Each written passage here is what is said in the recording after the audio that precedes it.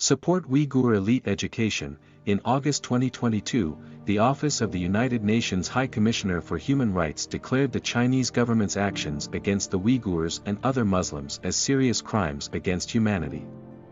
The Uyghurs are Muslim people living under the colonial rule of the Chinese government. Uyghurs mostly live in East Turkestan. And they are very hospitable and peace-loving people who have preserved their religious beliefs and identities against severe oppression and persecution throughout history. As the genocide against the Uyghurs continues, the greatest crisis is the national existence of the Uyghurs.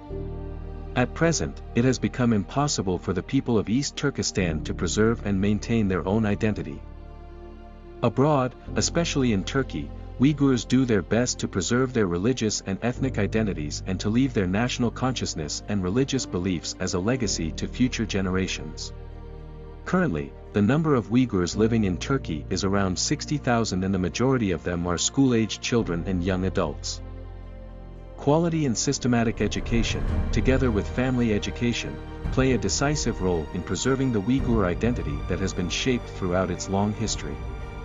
The Uyghur Elite Education and Research Association was established to defend the education rights and equality of Uyghur students based in Turkey, to protect the national identity of Uyghur students, and to create educational programs for Uyghur students who have the potential to become leaders of our community.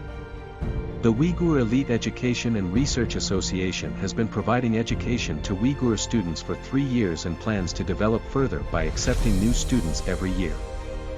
Currently, there are approximately 50 students in elite education from secondary school to university. There are also a certain number of students whose parents were imprisoned in Chinese concentration camps and left alone in Turkey.